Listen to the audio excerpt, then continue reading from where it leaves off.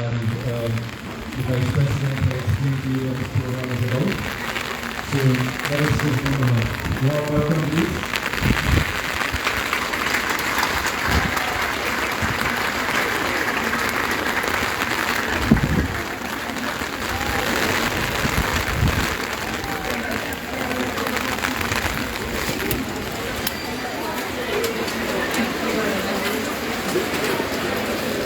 So yes, let's welcome Vice President.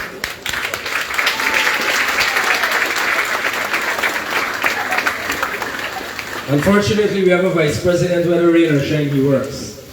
Day or night. All you gotta do is just give him some coffee and he's good to go.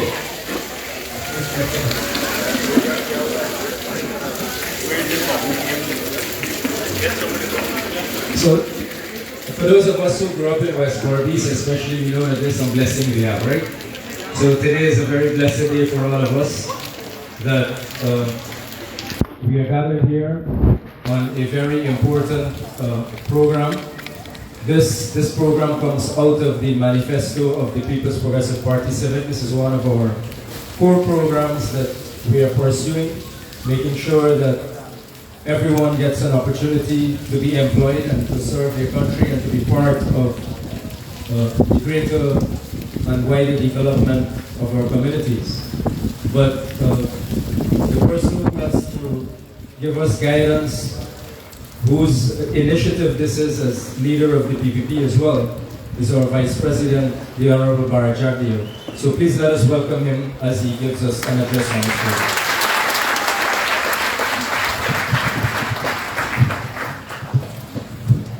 Thank you very much. First of all, let me say I'm extremely happy. Either way, it's the rain. I think you will have shortly. So I'm extremely happy to be here today to talk to you.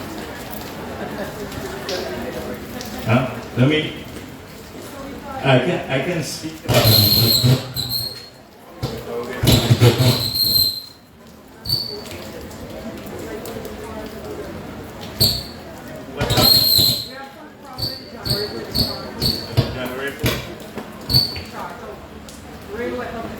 Okay. Well, maybe I just have to speak without the microphone, so forget the microphone. Just move this up closer for me. Will you hear me at the back? Oh, well, then I have to raise the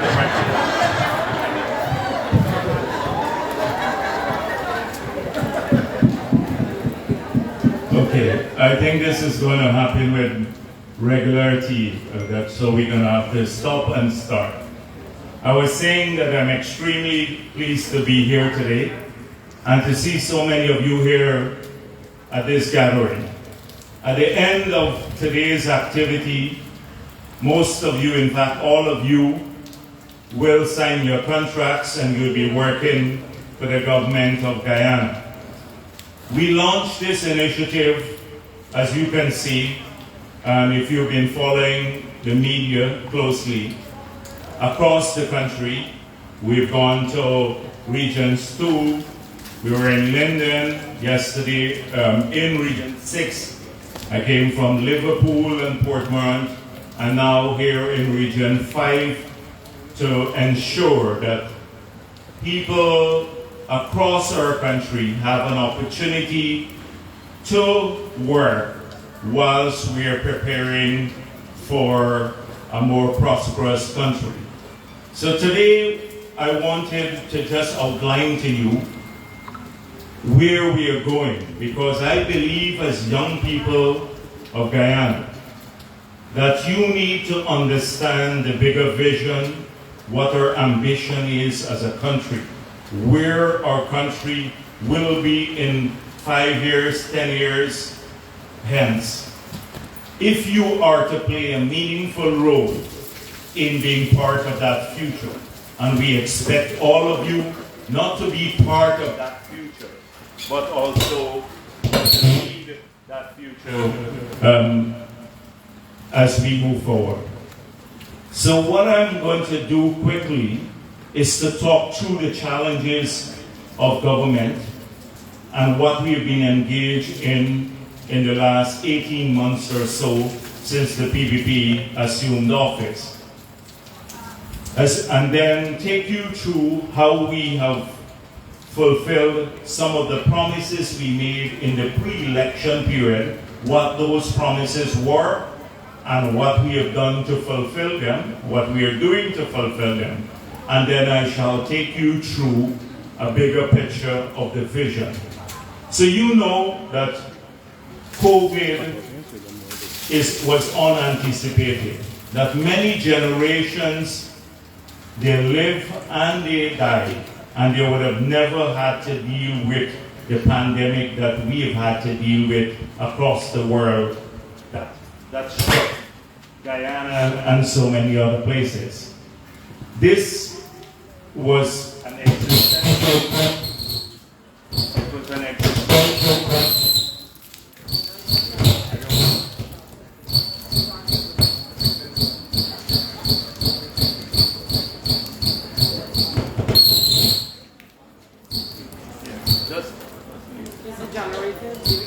Well, then move the generator out of the ring. Yeah.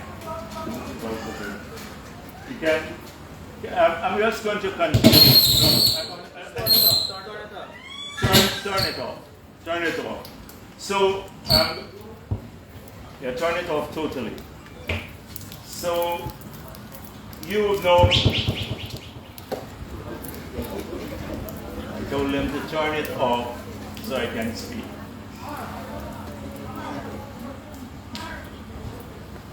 Did they turn it off? So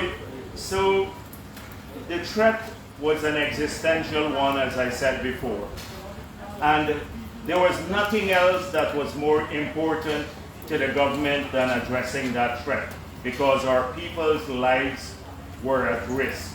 We've seen millions of people across the world succumb to the pandemic. They died.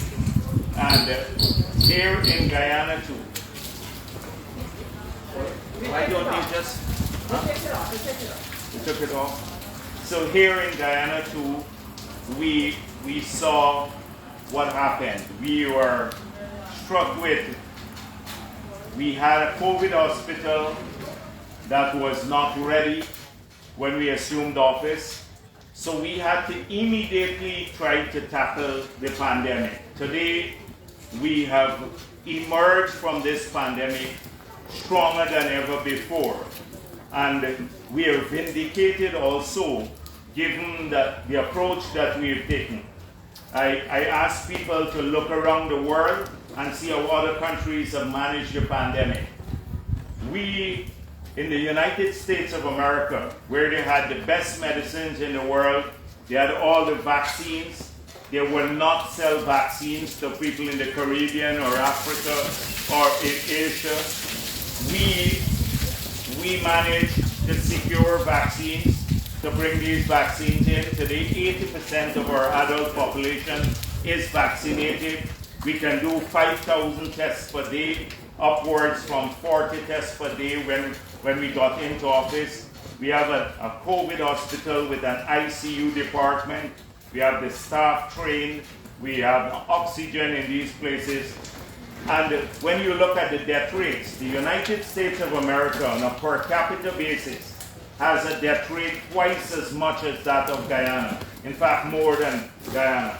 And we kept our country open. We were one of the few countries in the world that we remain open throughout the pandemic.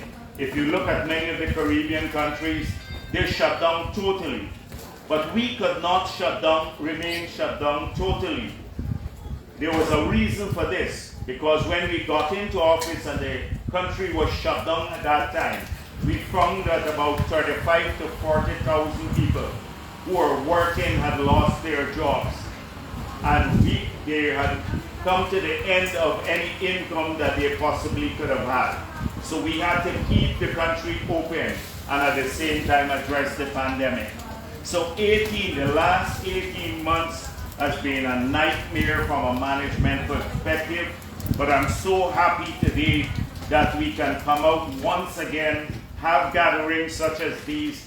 For example, 2 months ago, a gathering such as this one here would have been illegal because we could not allow people to come together because of the spread of the pandemic.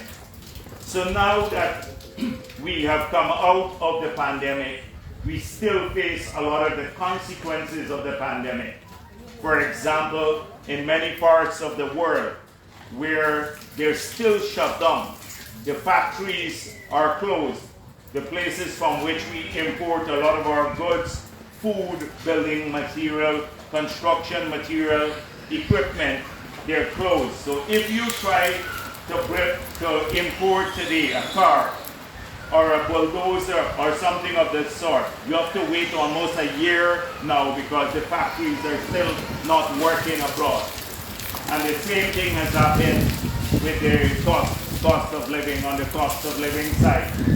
Many countries now have banned the export of commodities. So if you look at the market, you see cooking oil has more than doubled because Malaysia and Indonesia that exported almost half of the world's supply of cooking oil has now banned those exports. The price of fuel because of the war in Ukraine has now gone from $28 a barrel. In 2015, it's now $120 a barrel. That's crude oil. We import that to generate our power for gas and diesel and everything else. So these are consequences of the pandemic. We have seen an upsurge in the cost of living. So in spite of the fact that we have removed all the taxes on, say, gasoline, there was a 50% tax on gasoline that we removed, and diesel. The prices have still gone up. So we have to work through these consequences. So this has been very taxing on the government addressing the pandemic, but today our people are safer across this country, and now we can get back to the business of improving lives, which we promised to do. So the second thing that we've been engaged in,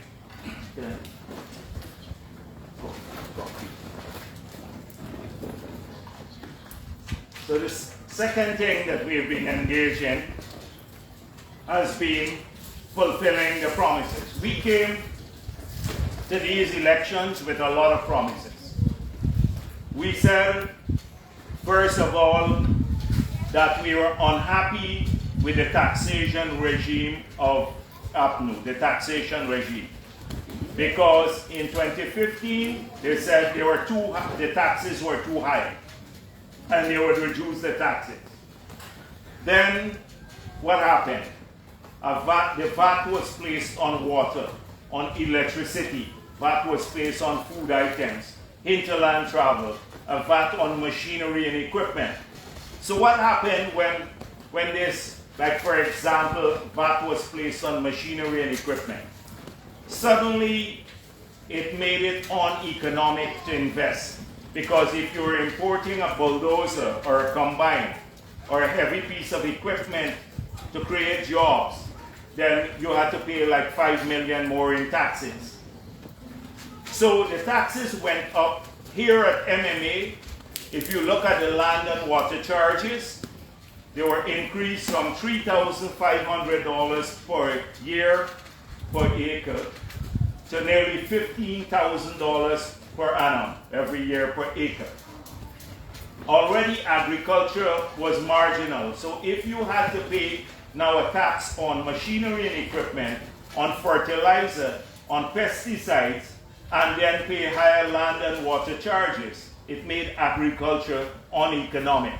And so regions that relied heavily on agriculture, like Region 5, Region 2, parts of Region 6, we saw a major decline in employment in agriculture. In mining, apart from having to pay higher taxes on machinery and equipment, so the miners then had to pay a higher tax. This was, if you look at the budgets around 2017, 2018, the final tax was moved from 2% to 28%. We protested against it, then it came down back to 3.5%. about 2.5 weeks, maybe or 3 weeks ago, we brought it back as we promised to 2.5%. So the miners had to pay higher taxes. The tributers tax, that's people in mining that they collect from employees there, moved from 10% to 20% and then down back. We've recently removed it. So in the mining sector, we lost a lot of jobs too because of the taxation policy. I'm not going to go through all the sectors. In forestry sector, we lost output. 2014, in 2019, 2020, we were producing half of the forest products that we were producing in 2014. And so we lost a lot of jobs there. So we lost about 35,000 jobs even before COVID. So we came in office with a pledge. Before we were campaigning, we said, we're going to remove all these taxes back. And we have done so in the first few budgets. We removed the VAT on water, on electricity, on food items, on hinterland travel, on machinery and equipment. We've taken all the taxes and fees back to the 2014 level. At MMA, we did the same thing, took back the water and land charges. And because of this, we have seen an upsurge in investment activity. So you've returned a vibrancy to the mining sector and many other sectors of the economy. That was the first promise. From the increased taxes to lower the taxes back. So we were busy in 18 months doing that. Secondly, we promised to restore the children grant. So you know the kids had in 2014 a $10,000 per annum they were getting for every school child. We had 167,000 school kids at that time. So that cost us $1.6 billion, so 1.67 to be exact. 10,000 multiplied by 167,000 children in school. So APNU removed it and they claimed that they couldn't afford it, that it was too extravagant. That was, the PPP was funding that. We said that's not true. They replaced it with some buses, maybe about 30 buses across the country. So if you remove $1.6 billion for 5 years, multiply 1.6 billion for 5 years, and you will see how many billions of dollars, nearly close to $8 billion, the children didn't get in the 5 years. You could have bought over 1,000 buses for that money. So we said, why are you spending so much on food in government, which grew by over 1.6 billion in the 5 years? And if you check the budget estimates, go for look at the budget from 2014 to 2020, and you'll see food supplies in government grew by over 1.6 billion. We're saying, why not give it to the children? So we said, if we win the elections, we're going to restore this grant and we're going to increase it to $50,000 per child every year. The first year we did that. In these 2 years we've been in office, it's now this year, the parents are going to get $25,000, and before the end of the 5 years it will go to the $50,000 per child, every child. But we have not only limited it to public schools. So we have 170,000 children in school now. We now have 30, that's public schools. We have another 30,000 in private schools. So we now are giving it to the children going to private schools. So 200,000 children will get $50,000 for every year from the government as part of the school grant. We've taken, since we got into office, the school uniform from 2,000. Now this year it will be 5,000. That's a school uniform help. So we are on the way to fulfill that. We promised, I recall 2015, if you go online and read APNU's manifesto, and they said in 1 month they would double old age pension if they win the elections. Well, it didn't happen in 5 years. But we said in 5 years we want to do that. The first 2 years it's gone up by 40% now. And we promised that and we'll get it done. So in 5 years. We promised also that we're going to restore the water subsidy to pensioners that was taken away by APNU. Now, we've done that in the first year because we said pensioners should not have to pay. That's about $1 billion more. We are wasting a lot of money on other things. It was better to give it in free water to the pensioners, and now we have restored that. That was another promise we made. The joint services, they used to get a 1-month bonus, tax-free, at the end of the year. APNU took that away and said it was a PPP bribe. So we promised in opposition that we will restore it if we win back. We have restored the 1-month tax-free bonus to our soldiers, police, fire service, and the prison officers. So that was another promise we made. We promised that there will be free education within 5 years. And we still plan to make university education free within 5 years. But we also promised to do 20,000 online scholarships. In the first year, we brought back Professor Opadier, who was heading the University of Ghana, the Vice Chancellor, and he now heads that gold program. And we now have 6,000 people who was hired in the first year, and this year we're going to do another 5,000. That's 11,000 persons.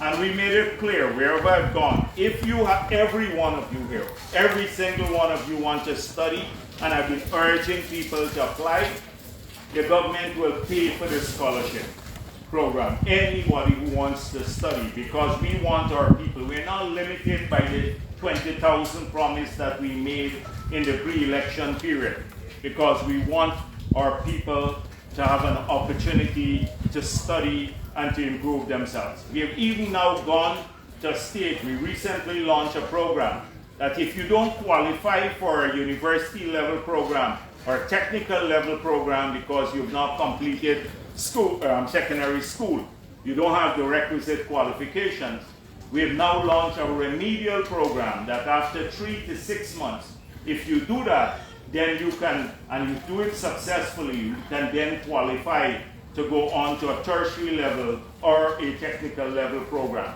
And I hope that every single one of you will apply for that program too, because then once you're working here now, you get a $40,000 a month that can keep the income going, but you have 20 days remaining in the month to do other things. And we hope that you will use those days to study and upgrade yourself. Not everyone may want to do so, but I hope the majority of the people here. And as I said before, we are not limited by the 20,000 from scholarships we promised. Now, don't listen to negative people. I remember when we launched this program, APNU said, don't apply.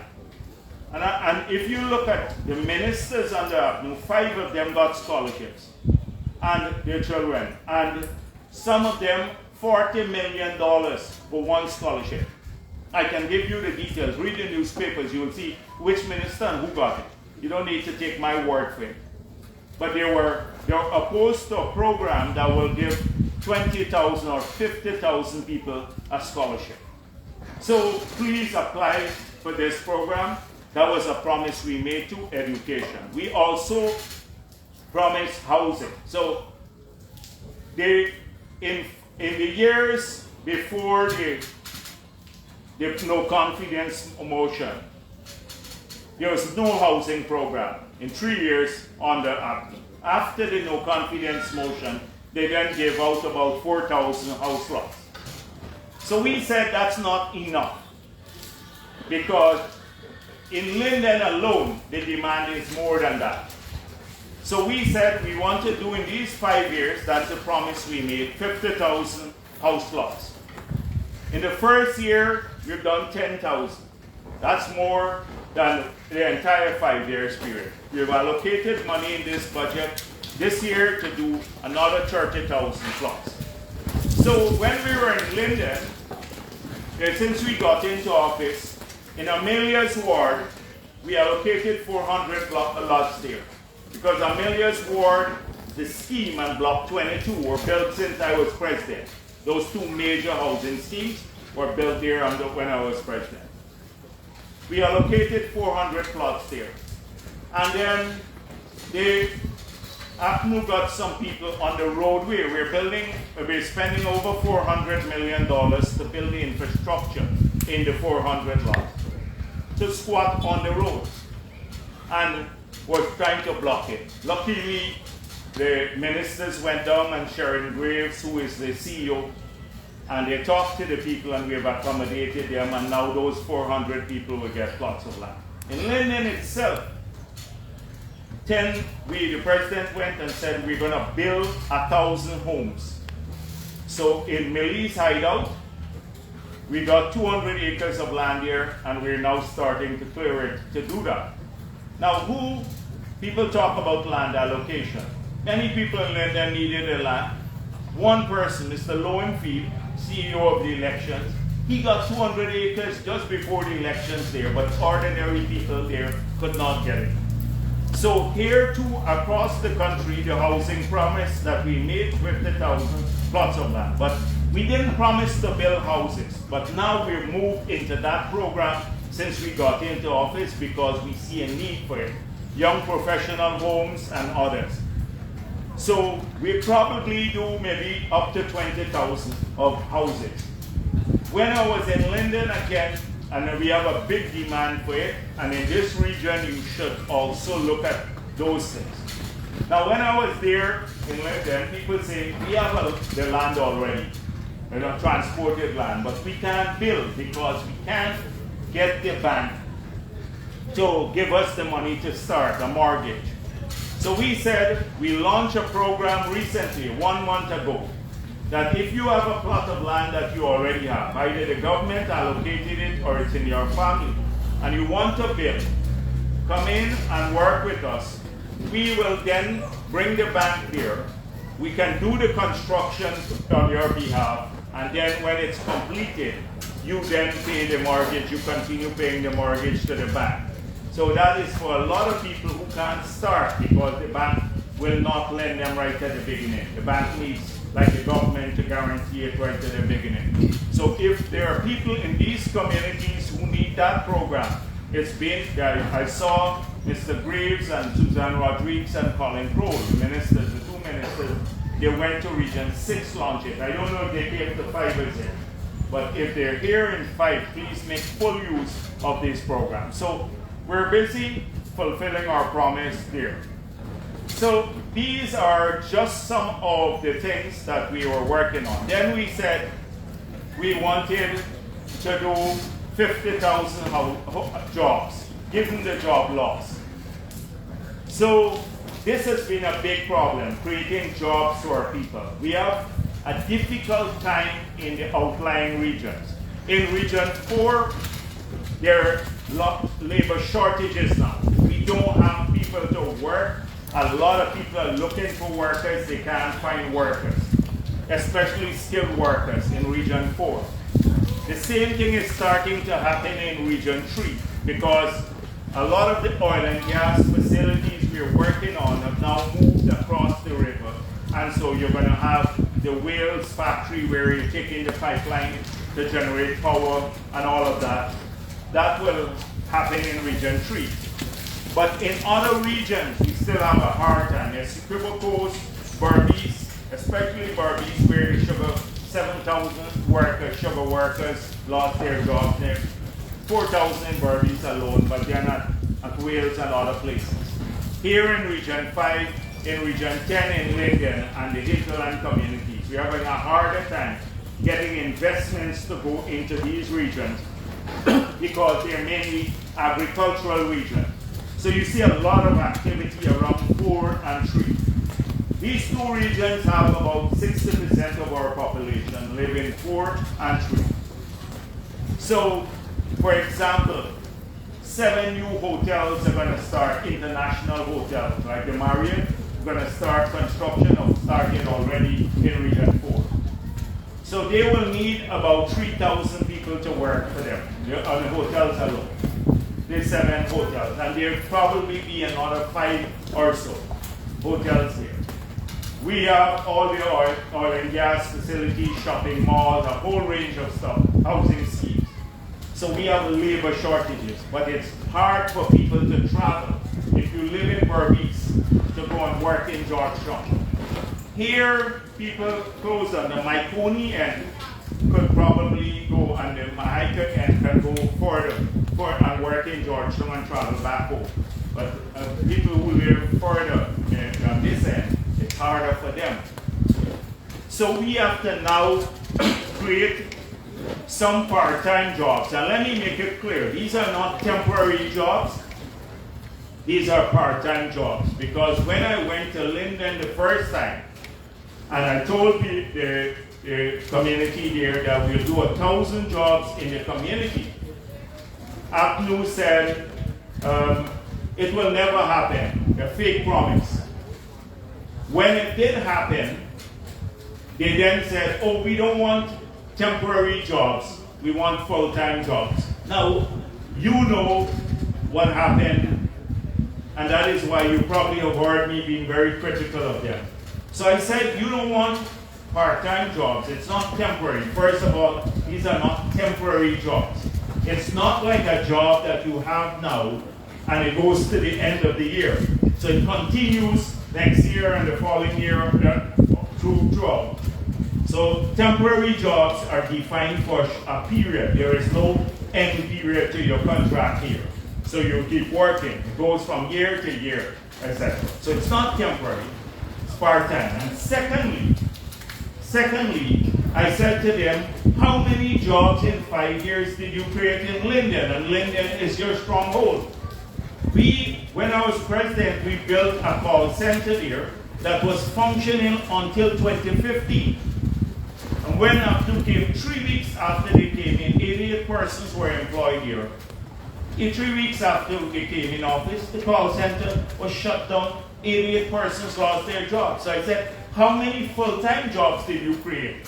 You don't want 1,000 part-time jobs, but you didn't create any full-time jobs. We're now back in Linden, we're rebuilding another call center that 250 persons would be employed here. Outside of this part-time scheme where about 1,000 people will be employed. So when they came back, if you look at the program with the leader of the opposition, and they have an MP called Mahi Paul, they then went on TV and asked what are the qualifications of these people who were giving the part-time jobs to. And we said, no qualification, they're Guyanese, and that's good enough for us. That's all that you need to be on this program. But then next, they said, oh, we're giving too much money, $40,000 for 10 days work, and the public servants are making $70,000 the whole month. But it's not totally true, because when you look at the other benefits, and you take out the Saturdays and Sundays, it works out practically around the same or a little lower. But they don't, all negatives about this program. But I don't care too much about the negatives because we have a job to do. And we're going to pursue it with vigor and with the intent that we came into office to do that, to see our people get employed. So you're going to hear a lot of this. You're going to hear all of this griping and complaining about these programs, etc. Once people are working and it's improving their life, that's good enough for us. So job creation is vital, but not just these part-time jobs. We now need to get more permanent jobs, and that's why to do that we have to make some structural shifts in the economy, because the agricultural areas, we need to go back into agriculture but at a different level. You can't do agriculture if every season you're getting flood out. The farmers are getting flooded out. And this is going to happen with greater frequency now because of climate change. The world has changed immeasurably from the past. Our drainage systems were designed to store a volume of water that now is exceeded in multiples, that exponentially it is exceeded. So let me give you an example. In the month, if you look at historical data, in the entire month of January, the average rainfall would be about 7 inches. So now, because of climate change, we can get 7 inches of rainfall in a single night. So when you get that volume of water and you don't have storage, it causes accumulation because you need to work at greater discharge capability. We found that out when we built the Hope Canal, because every time Georgetown was threatened and the East Coast was threatened, we had to release the water from the Demerara Conservancy into the Mahaika Creek. And once it went into Mahaika Creek, then it flooded Mahaika, Myconian, and Abari. So every time the dam was threatened there, heavy rainfall, we couldn't take the water into the Demerara River, so we had to release it there. Every season I've gone through when I was Minister of Finance and President, seeing people, the struggle every season. And since we built the Hope Canal, a lot of people opposed the Hope Canal. They said it wouldn't work. Apnu said that. GHRA, Ghana Association of Professional Engineers. Since we built that Hope Canal, we've never had to release water back into the Region 5. And that is, we need now to do the same thing for each region, to definitively take water into the Atlantic. That is why we are planning, we have had several sessions, how we manage excessive water in Region 5. Because if we want people to go into agriculture, and agriculture is very lucrative, let me tell you something, the world's population is growing fast. You're going to get to 11 billion people soon, by 2050. The consumption patterns have changed. People are consuming more capital intensive and like more meat, so it takes more to produce more meat because they're getting wealthier. That's on the demand side. On the supply side, because of climate change, we have 80% of the world's countries are water stressed. They don't have enough fresh water and they don't have arable lands. So if you have limitation on the supply side and a growth in the demand side, what will happen are food shortages and you're going to have an increase in prices. And countries like ours that can produce food will be countries that the food industry, agriculture would be more valuable in the long run than the oil and gas sector. And that is why when I was president, we were the lead country in CARICOM on agriculture. Last government gave it up. You see President Irfan Ali taking the lead again. He came right here at MMA and said that Region 5 has the potential to be the livestock capital of Guyana. No, but not just livestock, but other areas. So agriculture will be vital in this region. But we can't, not all of our people want to work in agriculture. So what else are we going to do for a region like 5 and 6 or Region 2 where we want some of our people to work? A lot of our people from this region work in the army and the police and other places, but there are limitations there too. So what are we going to do with our people? How are we going to train them in this region so they can expand opportunities? So we came up with a program in the budget, GovEPACs. We said if you invest in these regions, Regions 5, 2, 10, Region 10, Linden, Northeast, we will co-invest with you. Because the investor now want to go to Georgetown or Region 3. Most of them want to go there because it's close to big demand.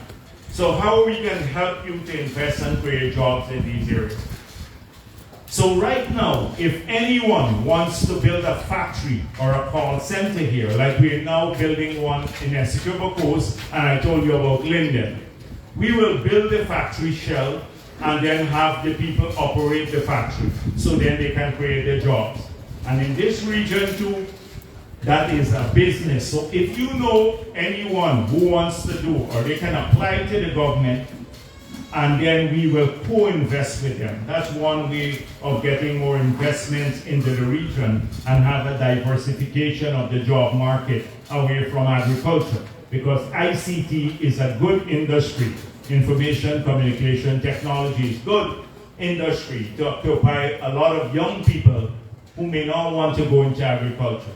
Now there are other we have been incentivizing people to lay fiber optic cables across the country, to bring in greater capacity and to lay them across. So that means greater bandwidth and also high-speed internet for communities in the area. Because if you're going to run a program like that, you need quality infrastructure on the ICT side. So we are working on getting that going. Now, in the long run, in the near term, we're also looking at how we can shift some of the hive of activities that's taking place around the mouth of the Demerara River in regions 3 and 4 into Berbice, into the Berbice River. So traveling 5 and 6. So we are now incentivizing people to go and build their wharves and facilities there to help to service the oil and gas industry. Now, the greatest potential for the development of that port is linking it with northern Brazil, either through a rail or road, and that is what we're looking at. Because northern Brazil is landlocked, states like Roraima. For them to get their goods to the Atlantic, they take days to go around Brazil. They can do so in 24 hours from northern Brazil to New Amsterdam port. They will probably they will get it here, maybe in 15 hours. And what takes them now days to get to the Atlantic through the rest of Brazil. So it could become a major hub for international transit of goods, but also servicing oil and gas industry. That will generate thousands of jobs, and that's what we are pushing at. So if the training school, we have taken over the Port Moran Training School, which is training people for Gaisuco for the whole country. And we're now converting that into training for oil and gas for the whole country. So people can be trained there to work in, and they'll have dormitories, etc., to work in the oil and gas industry right into this region. On the hospitality side, the training school will do that. At Maikoni Technical Institute, I've spoken to the BIT people, so these are long-term training. The Board of Industrial Training, Minister Hamilton has been going around. We said we need training now for some types of skills, so in the short term, and if anybody here wants to be trained, we need plumbers, masons, carpenters, welders, electricians. A welder, when the pipeline starts, we'll start building that, can make as much as $2,000 a month. That is a certified welder. And in less than a year, you can become a certified welder. So this is at a practical level. I hope we can get a lot of young people in the community to apply for these programs and be part of this. Not a gold scholarship, which is more academic, but at a practical level to work in some of these industries. And the salary is so good that if you in these areas, that even if you have to travel to Georgetown and come back, you can still make, at the end of the month, clear all the expenses and have a good living. So I hope that people in these areas, when I was at Maikoni Technical Institute, when we recruited the first set of people, and that was about a week ago, maybe a week and a half ago, and then we found that you had more applications than the 1,000 slots we had allocated for the region. A lot more people applied for this program. That's why we are doing this second round in Region 5 to employ more people. But the principal of the school said they are already geared up to do a lot of this training, and we now want to make sure you're certified. Because if you're working for the oil and gas industry, you're certified. So it's talking about shifting more momentum to this area. At Palmyra here, I was saying that, when we built the stadium on the East Bank, it was for a specific purpose. We built it to straddle the bridge between Region 3 and 4. And now, look at what has happened around that stadium. It was a growth pole. We have about 3-4 new hotels going up there, a ton of business places, high-end housing, a lot of things. Thousands of jobs being created just there. So we've taken Palmyra, just as you skip over the bridge, And we are now converting that. Before the end of the year, you would have a stadium being built similar to the one we have at Providence for these, so that people from the two regions can benefit from that. And around there, you're going to have several hotels and shopping malls and a whole range of things. So we hope once that starts, and then the offshore activities that we're preparing for the oil and gas industry, and we hope, and the port of New Amsterdam being developed, then we will see much more permanent type, long-term, sustained types of jobs being created in these areas. We had a major setback just before the elections, about 3 months before the elections. You remember Roussel walked away and all the people in the Berbice River lost their jobs in Papuani and those areas who were working in the bauxite industry. This was not 3 months, maybe 6 months before the elections. And a lot of those people now, and in New Amsterdam, lost jobs. So now we're trying to see what we can do to find accommodation for many of them too. So there are lots of plans on job creation side. Here, you're preparing for that too. You are preparing yourselves whilst you're working here for those bigger opportunities that will come our way. But don't think, you read a lot, I'm sure you're on social media a lot. And as young people, if you're going to lead this country in the future, you can't lead by forming all of your opinions only from WhatsApp or Facebook. You have to judge for yourselves. You have to read different sources. So you get one bit of information, but you then verify it across other platforms and then make your own judgment. We need a discerning population. Only a discerning population and leaders can really lead this country in a sustained way. And why do I say that? Because there is a tendency to be very populist in the newspapers, people who speak on social media. Everybody has an opinion as to what our future will be. But it's the same suggestions that have led countries like Venezuela, that was producing 3 million barrels of oil per day. Now they don't have food in Venezuela and people are fleeing. Why? It's because they are very populist in planning the future. So you hear lots of things. When you, for example, the opposition now is saying, let's give everyone $1 million, $1 million dollars per year from the oil and gas money. So on the face of it, it sounds good. Who wouldn't want $1 million a year? Everybody would want that. But could it be real? And what would $1 million a year, which is 5,000 US, cost the country? So we have 800,000 people, and multiplied by $5,000, that's $4 billion US dollars a year. Guess how much we've collected so far in the 2 years from the oil and gas sector? The first year, if you look at it 2 years and divide by 2, it's $350 million a year. So they want us to share out about 12 times more than we've collected. And that's only to give people. What are we going to do? Spend on education or health or the roads or the power plants of the future, etc.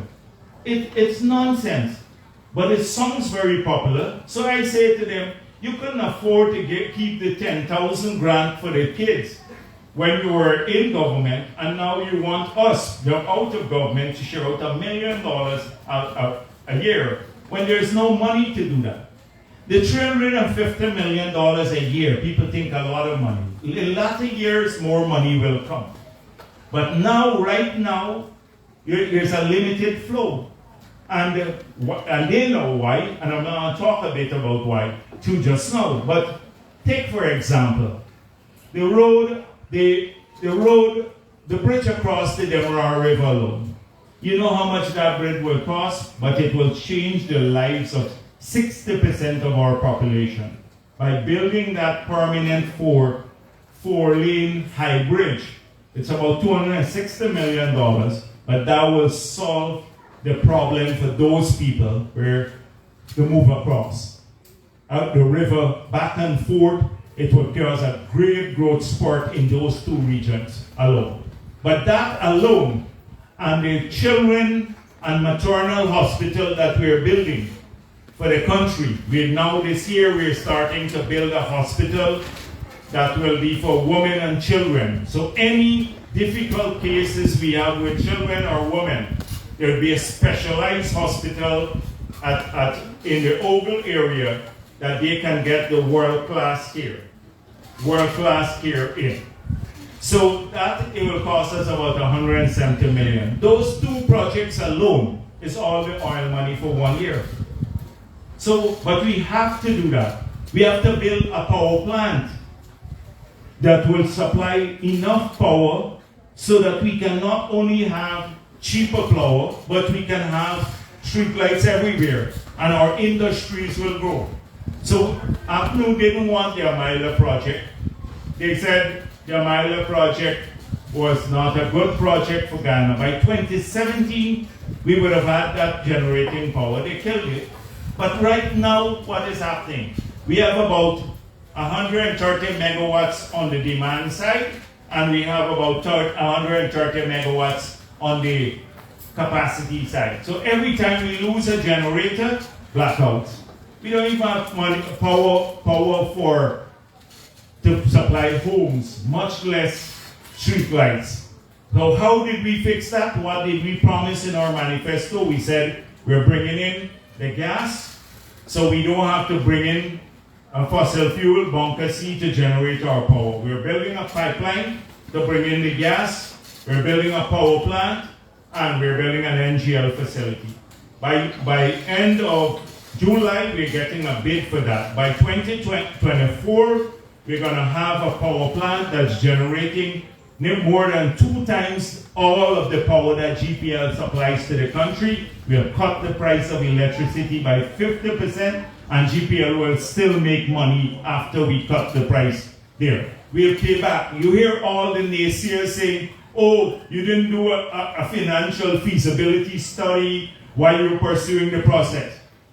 Oh, the cost of fuel to GPL alone now, just to buy fuel, leaving out the capital cost, the bunker C to generate 1 kilowatt of electricity is 14 cents, US cents.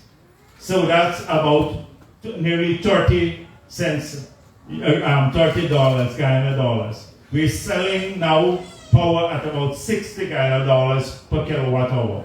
That is what GPL is doing. We will be able to pay back for the pipeline, pay back for the NGL facility, and pay back for the power plant, and generate power at about 5 cents per kilowatt hour. That's total. That is the project that we're working on. But you hear all these so-called exports. You have exports on everything. And foreign exports who like to tell us how to they mess up their countries, and they want to tell us how to run our countries. And half of the time they don't look out for us. They're looking out for themselves, like on climate change. I'll talk about that. So on this power plant, this will make a big difference to us, and that's what we're working on. If we share out every cent we collect. So we made it clear in our manifesto. We don't have a lot of oil money. Don't let anyone fool you. It will come later. We want to spend it on our children, on elderly, on disabled. You see us now focusing heavily on those 3 groups of people. Special attention to people with disability, elderly, and children. Then on education and healthcare. So we have already done a plan for healthcare that will see 6 new hospitals starting construction this year. The Children and Maternal Hospital, upgrading New Amsterdam, Linden, Bartica, West Demerara. We're then going to upgrade also Soddy, and 4 in the regions 1, 7, 8, and 9 major facilities, diagnostic capability to do telemedicine. These hospitals, like in just along the road here, that one would have 65,000 square feet, 3 operating theaters, and also you'd have like CT scan right here in the region. You don't have to go to Georgetown. That's where our money should be spent on. Better quality care for our people, health care, education, so we build human capacity. On the vulnerable groups, as I said before, children, elderly, and disabled, they will get special attention. And then the rest on building infrastructure for the future and opening up other industries. So when the oil goes, then we have something to fall back on. That is what. So our road networks, if you go in Region 4, you see a road to Diamond being constructed now that will make a big difference to the people there. A bypass from Ogle, from Crane coming to now the bridge. The same thing we have a loan before the Islamic Development Bank by September will be approved to pave the Linden-Susdike Highway, building a bridge across the Linden and Wismar, across the river there. We just awarded a $200 million US contract to pave the road from Linden to Mabura Hill.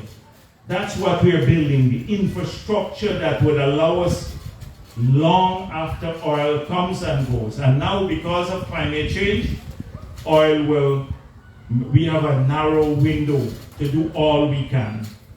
So this is something, let me give you a couple of examples about naysayers. You see a group in Guyana. The world is pumping out carbon all the time. Now at the beginning, they were supposed to help countries in Africa, Guyana, Asia, like the Caribbean, Asia, to transition on climate side. Recently, if you have a chance, look at Mo Farrow, one of the biggest investors in Africa. He's African. And he said Africa must be allowed to use its gas to generate power, because many people still don't have electricity in Africa. You have in India, maybe 500 million people still without electricity. Mary Robinson, a former president of Ireland, said the same thing. Now the entire developed world says, no, Africa must not use its gas, which it has abundant supply of, to generate power. But they are busy using and expanding theirs to do that and to export. Here too in Guyana, before COP26, they were telling us you shouldn't use gas. But gas is not, if we're burning bunker C and we start burning gas, it's less polluting, less carbon emission. But nobody wants to deal with the question of how we will supply enough power for the growth of the industry, for the factories and our people. So we then have a local group who then wrote to Prime Minister Motley to say that they must shut down the oil and gas industry in Guyana, because if you have a spill, it will affect the Caribbean Sea. Now that group is made up of a lot of old people. So they know, they've been around a long time. Trinidad and Tobago has been producing oil for 120 years. Never once did they write to Barbados in the whole period, 120 years, to say that if spill in Trinidad could affect Barbados, which is closer to Barbados than Guyana. But now we are going to do it. They want it shut down in Guyana. These are our own people. You see them every day in the newspapers. They hate our country almost with a passion, unbelievable passion. They're Trojan horses. Often they reflect the view of the developed world. Nobody looks out for us unless we look out for ourselves. And we got to look out for ourselves. And sometimes in fighting, we get so caught up in a whole range of other things, we can't see the big picture. And we are determined to utilize all the resources of this country for our people. The 800,000 who live here and the others abroad. So you hear all people talking. I was at Liverpool and a gentleman came up and said, why didn't you use the opportunity when a foreign export said that you should have used the opportunity when the renewal of the license permit came up to negotiate a better agreement with Exxon. And he read the papers. And I said to him, look, first of all, you know how the agreement was signed. We started off 1999 Janet Jagan signed that agreement for exploration. We then started exploring CGX. The Surinamis intervened. I had the choice of going to the UN Convention on the Law of the Sea. I had to take them to court. We won the case. We got for the first time the maritime boundary demarcated. And only then Exxon lifted the force majeure and started exploring. In 2015, when we found oil, Vulcan, who was protesting from APNU outside the Marriott at that time, said, the PPP is lying. They didn't find oil. It's just an election gimmick for 2015 to get people to vote for them. That's what he said. And he was saying that the Marriott Hotel would be converted into a hospital. You remember? I don't know if you remember that. Read that it was corrupt and all of that, and Jagdeo owned the whole hospital, the Marriott. Well, it's owned by the government of Ghana up to today, and the APNU was there 5 years, and they enjoyed it too. So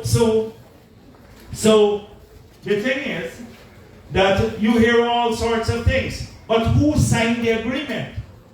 When we discovered oil and we knew we had 3 billion barrels of proven reserves in 2016, it was Trotman who signed that agreement that we all said is lopsided. The same thing that the newspapers and everybody say, that it infringes on our sovereignty because the fiscal concessions are too much, that there's no ring fencing, that we have too little royalty, that the profit share is small enough. Who signed it? It was Trotman. And we in opposition, we said, should we renegotiate or we shouldn't? And we said, no, we're not renegotiating because that will end up just in court every day. We'll be in court, we'll kill the momentum. So we said, how are we going to get more from this contract without renegotiating? And if you read the plan, the same one that had all the promises we made before the elections that we're now fulfilling, we outlined how we're going to do this. We said 2 ways. One, we're going to get more from local content. We last year passed a law that forces the oil companies and their first-tier contractors in 40 areas to use only Guyanese, in some of these areas, only Guyanese to supply the goods and services or Guyanese companies. And we defined what a Guyanese company is. After I went to Ghana, and Ghana had done this in Africa. I was there, spoke with them, and they helped us to craft the legislation. That was about a year ago. And we, now the company has to have 51% ownership by a Guyanese, 75% of the management staff must be Guyanese, and 90% of the other staff, the unskilled labor, must be Guyanese to qualify. Or you can go in as an individual. You know what that has done? That has changed the whole landscape now. So now about $700 million of business now will come to only Guyanese. And we've been urging people to get registered on the local content secretariat. Now they can only rent vehicles from government. In the past, I remember in opposition, I went to the Marriott one day and I saw a sign, Hertz, which is a US car rental company. And then I heard that the oil companies were renting vehicles from them. And I said, what is this? Don't we have Guyanese who can rent vehicles? So now we passed the law last year, December of last year, they can only rent from Guyanese. And not only cars and Land Cruisers and all of this stuff, but crane and everything, equipment. So now that is carved out business. They will need about 5,000, you'll need about 5,000 apartments. Now you can only rent from Guyanese. So if a Guyanese has their home or build an apartment, they can rent. A foreigner can come in here and build an apartment and then rent it to the oil and gas company. And so, and every cleaning services, security services, all of these, before they were bringing in firms from abroad and to do cleaning. Now even logistics to clear people at the airport. We have a big fight going on even now. They're bringing in foreigners. We made that clear. So a lot more business That was how we claw back a bit from the contract and to get better things for Guyanese now. So I hope that you study this too, because a lot of you can register on the local content website, the Secretariat, for skills. It's not just good supply of goods and services, it's for employment opportunities. If we have the skill here, they have to come to our people first and give them the jobs first. So that is one way. We've made it by law now. They can't, if they don't follow the law, that was passed in December last year. The second area we said we get more benefit is from the gas to energy project. And I just last week announced that the first 50 million cubic of gas will be free. And that would allow us to generate power so low so we can supply our people free power. Outside of the power, I didn't tell you, but the NGL facility we're building, we will also be producing cooking gas that we'll be able to export now, not import anymore. We import all our cooking gas. And that will happen in another 2-3 years' time. And that will be owned by the government of Guyana. So these will be owned, the power plant and that facility that will produce all the cooking gas and everything will be owned by the government of Guyana. So we can supply this at much, much cheaper price than people pay. So these are things. So read a lot. Read a lot about this. You hear a lot, everybody has a view. The foreigners, they like to tell us, don't do what they're doing.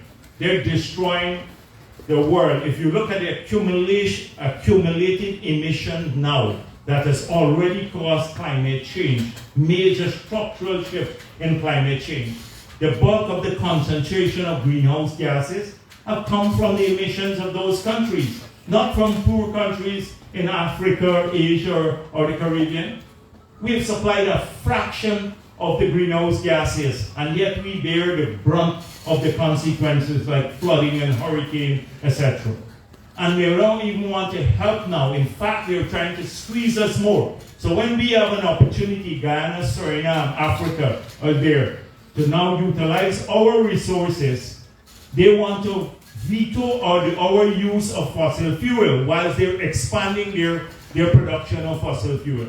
And we have a lot of local people who are either in their pocket or being duped because they subscribe to an ideology to carry that line. You see them in the newspapers every day.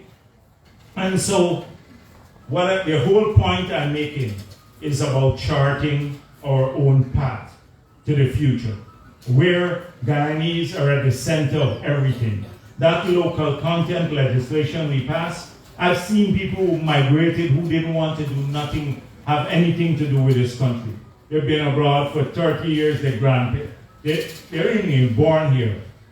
Their grandparents were from Guyana, now coming back to get a Guyanese passport because it means something now. You can register there and you get preferences on the oil and gas employment or to supply services there. So suddenly it has become important once again.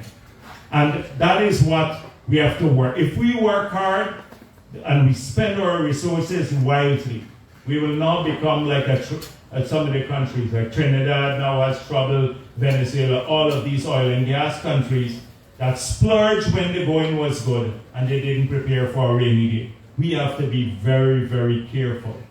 And I hope that as young people, you can lead in that direction too. Don't get caught up in a mindset, a victim's mindset. You can change this country, you can change everything. People who get caught up in victim's mindset, they don't do anything. They accept their fate. That's what I keep saying. Don't let anybody tell you can't do anything. You see an opportunity, explore it. Don't let somebody tell you, oh, don't go there, you're not going to get it. You try it. Make sure. Because had a lot of people listen and not apply for the scholarships, many of them wouldn't have been on now. So you apply for everything that you find available, make a try, because that's what we're about. So I hope that all of you will help that, but also help to change the mindset of the future and for your own selves. So thank you very much for being here today. I know you're eager to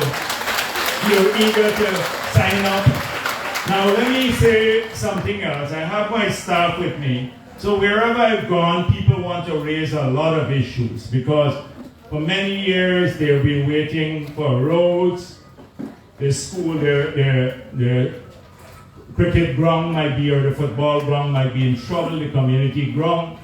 They have an NIS problem. They have some problem with applying for public assistance, etc. So what we've done, we've created a unit at the office of the president. And all we need from you, because if I can't go through everyone here, is your name and number. That's all we need. So in the course of the next week or so, you're going to get a call, and then you can explain in greater detail. So if you have an NIS problem, like we've found with a lot of older people, then we can help you solve it, or at least we follow up. So if you have any such issues that you want to raise with me, the best thing to do is to put down your name and number, and then you will get a call from the unit in the office of the president so we can follow up. The staff are here. Yes. Right, and yes, so the REO can help too, and the others, right? Okay, thank you very much.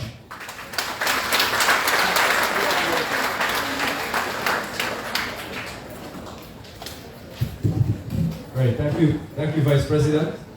And now the floor is open if anyone wants to raise any issue with the Vice President, share a view, or even ask a question. So the floor is open to you. Who's the first person? Someone in front here. Just give him the mic, please. Control, you go around the mic now. Yeah, but let him be local. Microphone testing. 1, 2, 3, 3, 2, 1. Microphone testing. I want to know if it's working or not. You know, we're gonna have to go stop that. Okay.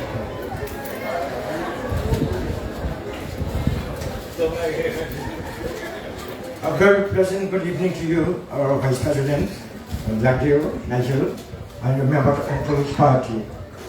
And a good evening from all of us here, as I say.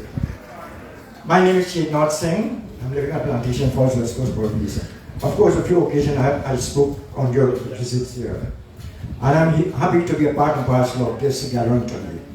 Your discussion was a wonderful one, interesting, important, has a lot of things in store, good for especially the youth of today, and as a whole of our nation.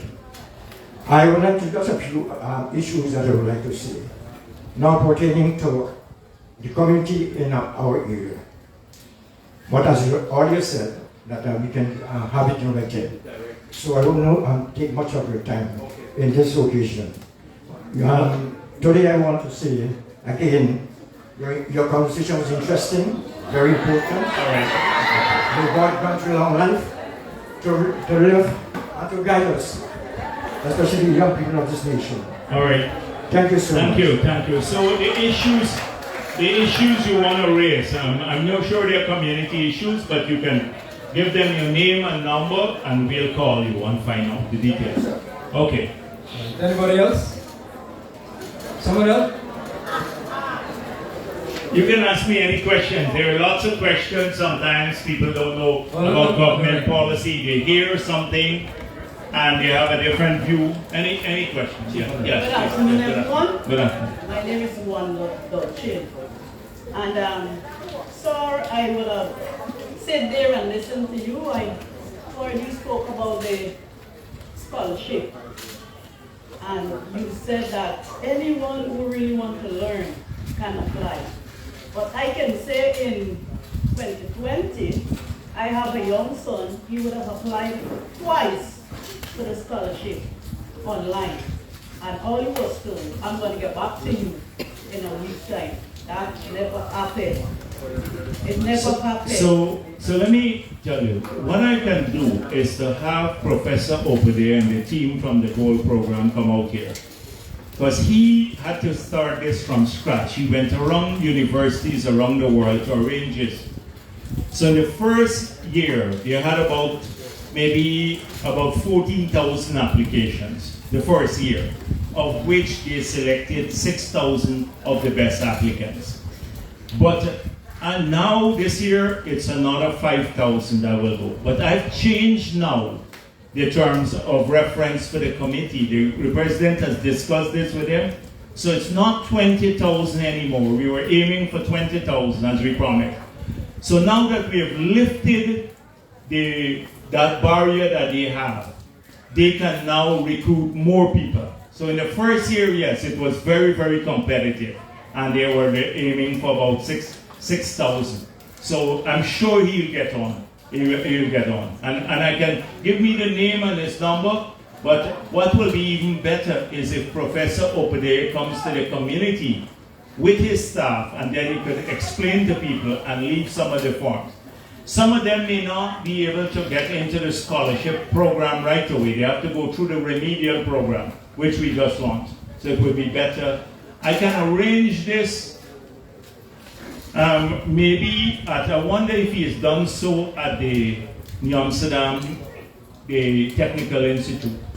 So we can arrange this, I give you a day, and then let them notify the others that they can go to the New Amsterdam area, or maybe just here.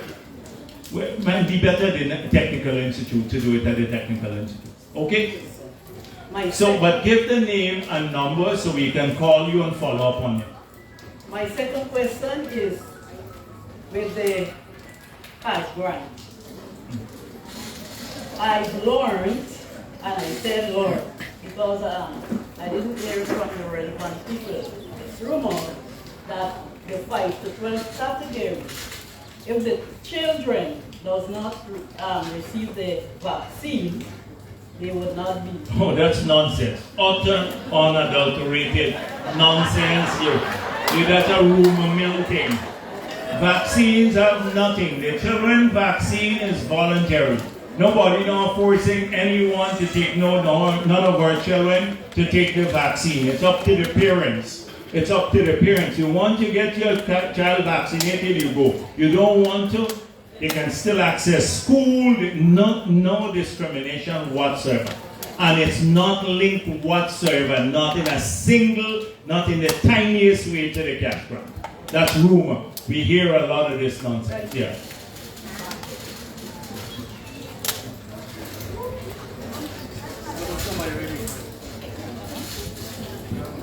Good afternoon, comrade. Good afternoon. My name is Cyrus Reynolds. I have a problem where I applied at MMA for some land since 2013. And I do all the documents, I have all my documents, and up to now I don't have a card to know what's going on with this land. Well, let me say something. You should give your name and number, but we have a ton of problems at MMA. So we had people who have applied before. It wasn't perfect. But then you had the 5 years of APNU, and 2 of the chairmen of the MMA that they put there, both of those one got 10,000 acres of land, the chairman. Yeah, one they took, and another one I think maybe about 400 or 500 acres for himself. So the people they put to chair MMA got a ton of land, and they took people land, they didn't address a lot of the issue. So what we have to do, it's a mess, it's a mess.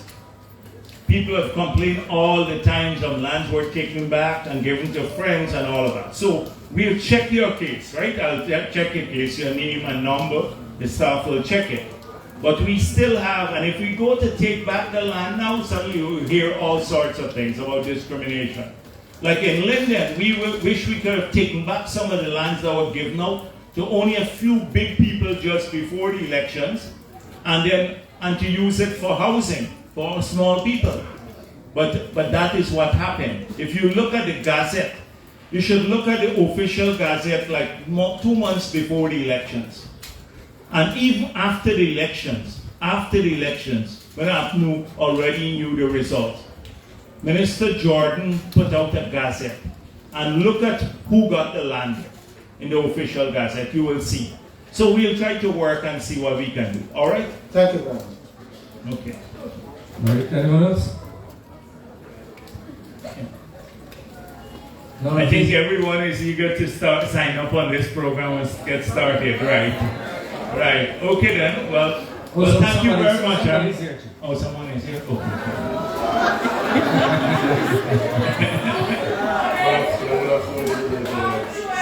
At the present moment, we're facing Just put the mic closer to you. at the present moment, we're facing uphill task by rearing of animals and things, right?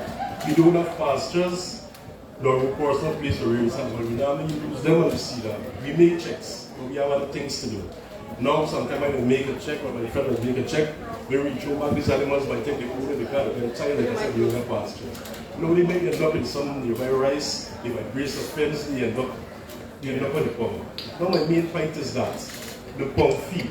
Now, if I get 14 animals or 14 animals, I'll end up at the pump at $7,000 to $8,000 each. Tell me, where can I find that money from? Now, the van, you're going to call some van to sell a cow. Sometimes one or two cows cannot assist. Somewhere else, you're going down without going nowhere. But as the chairman of the NDC, you're supposed to keep the animal. The chairman is here. The chairman of the NDC is here. What's going on with this? Yeah, right. Let me hear the chairman of the NDC, because let me tell you a couple of things we don't like getting involved with. It's conflict between rice farmers and cattle farmers. You can never win that across the country. But then complaints about infrastructure and damage to infrastructure and the pound feed too. Some people say you should increase the pound fees to keep people to watch your animals more so they don't get pounded. And then others are saying those who get affected, like you're saying it's too high. So you can never win that kind of thing, because on both sides you have people. But let me hear the chair. Vice President, first, welcome, Nigel, who I know so personally, welcome. Yeah. You know that this is an agricultural community. And based on what I know is that the regulations stipulate that you are entitled to a certain amount of livestock within the area. We don't have a communal pasture in this area. So what you find is that people disregard that and have more than what should be here. So it is a conflict. The farmers' product don't move, is the animal. If you're mining animals, you have to find some means to protect somebody else's investment. So it's a tedious task to solve that issue, but I try my best to engage people.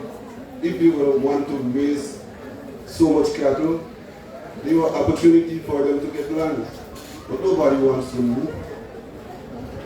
Nobody wants to move.